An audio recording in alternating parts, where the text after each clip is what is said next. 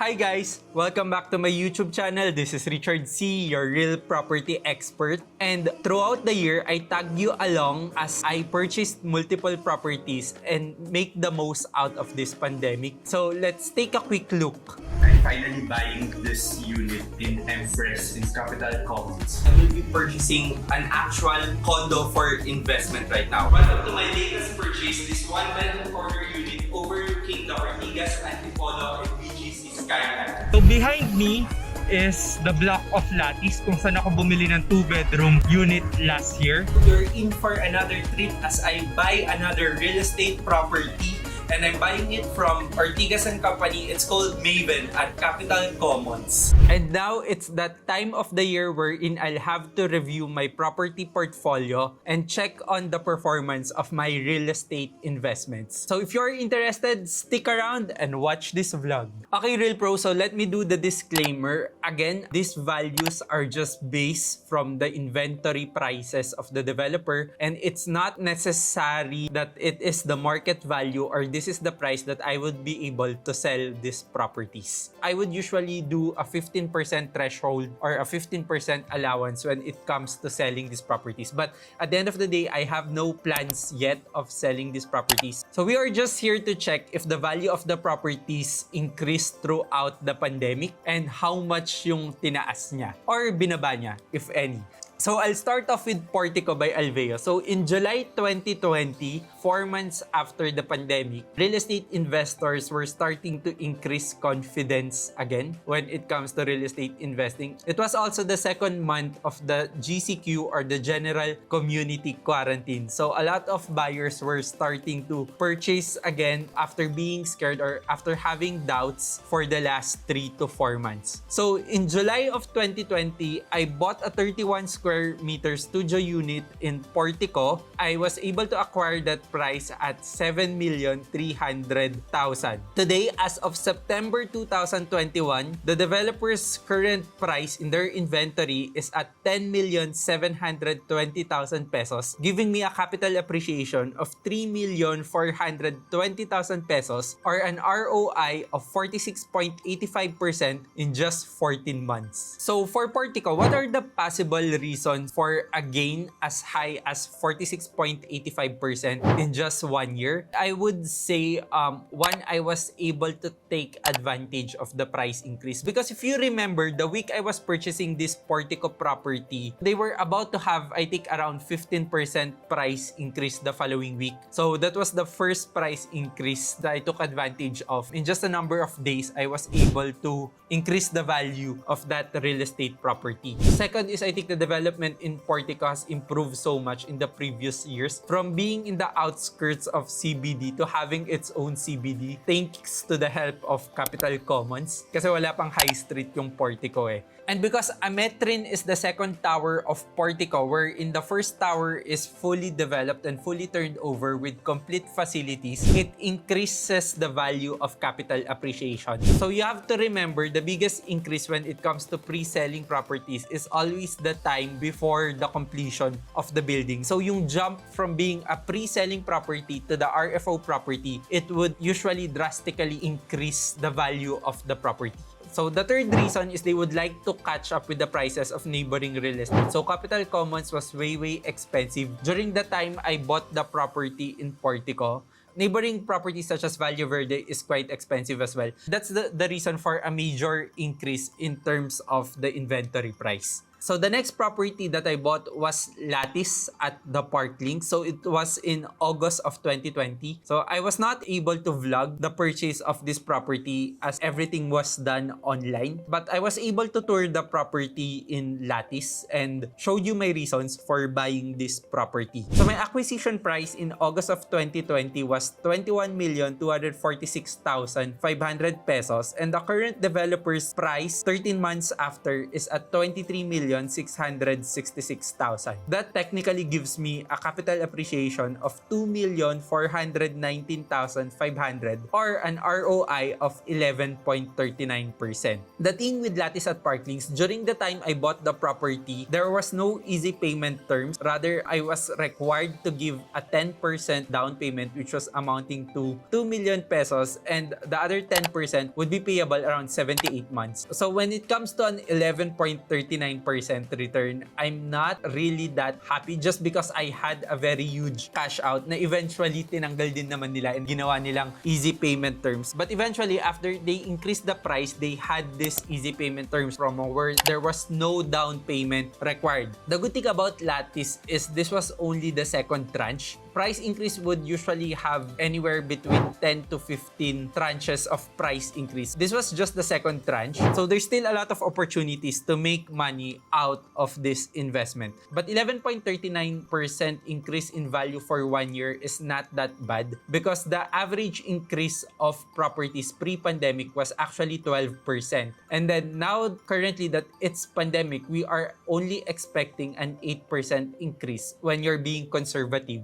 about it. That's for Lattice at Parklinks. So if you remember, in September of 2020, I bought Maven from one of my YouTube subscribers who messaged me and offered the property. So this property was a Pasalo property. It was a 1-bedroom unit with 46 square meter. I acquired the property at the price of 9,800,000. Now, since this is a Pasalo property, obviously, there is an automatic capital appreciation. The current price of the developer back then was around 12 million pesos. But currently, the price in the developer's inventory right now is 12,800,000 pesos. So that's a capital appreciation of 3 million pesos, a return of investment of 30.61%. Again, high capital appreciation just because it was a Pasalo property. I had to do some cash outs as well. But then again, the area is starting to come together. So before, if you would go to Capital Commons, parang there was really nothing to do. Like, you go there to the mall and then you go out, there's really nothing to buy. But now with the opening of Unimart and with the opening of SM Estancia, there's just a lot of things to do in that area. So it continued to increase the value, and I really can't wait for the subway to open in that area. So my last purchase in December of 2020 was Empress at Capital Commons. It was a 66 square meter, 1-bedroom smart home property. I acquired the property at 19,071,965 pesos, and currently the developer's price is at 21,267,000 pesos, giving me a capital appreciation of 2,195,035 pesos in less than a year. That's around 9 months in general, and pandemic pa sa lagay na to, giving me an increase of 11.51% during the first year. The possible reason for the increase of Empress is because the price increase with Ortigas Land Properties is quite automatic. They would increase their properties once a certain number of unit was already sold. So it's more of a technical factor rather than a fundamental. So it means like in every 30 units sold, they would start to increase the price of their property. So I guess that's the main reason for the increase, because after buying Empress, a lot of people started buying as well, and they really had good payment terms, especially right now. But because there are still a lot of inventories, there's still a lot of opportunities to be able to make money out of this investment. Again, their pricing strategy would depend on how much inventories are being sold. So the more inventories being sold, the faster the price increase that would happen. Again, it's pandemic. I'm trying to be conservative. I am only targeting 8% increase per annum. Pre-pandemic, 12% was the standard, but right now it's just 8%. And so far, all of my investment purchase during the pandemic is still performing. The real estate asset is still achieving my goals. Okay, so the last property for this portfolio review is the one I purchased in February of 2021. So in February of 2021, I purchased an RFO, or a ready for occupancy property in Twin Oaks Place Residences. It was a 48 square meter, 1-bedroom property with $1 million view. So this is actually my favorite purchase because this is also intended for end use. So my acquisition price was at 10,967,151.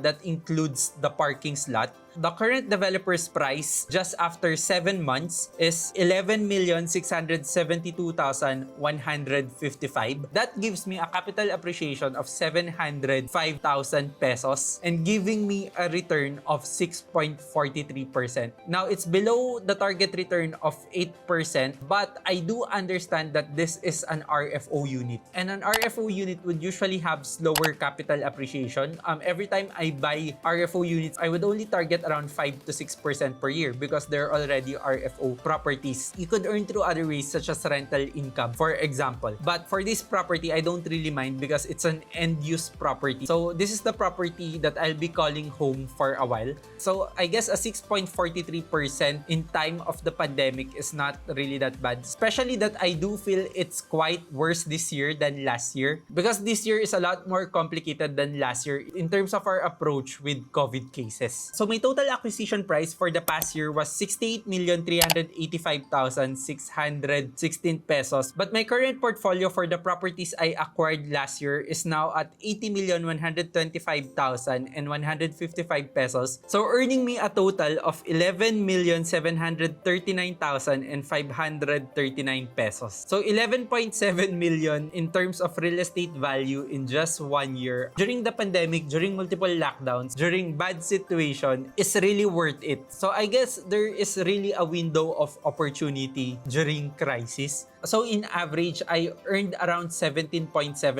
in terms of my property investments. Again, these are not the market price, but even if I sell it today, I would probably earn around 5 million pesos if I would like to liquidate it. For me, it's not yet the time. 17.17%. I really do think that you are rewarded for the risk that you take, for the courage that you put in, and for the sacrifices you make when it comes to real estate investing. So as always, I'm not doing this vlog to brag, but rather to inspire you. I hope you continue investing and I hope you don't lose confidence when it comes to our capital markets here in the Philippines.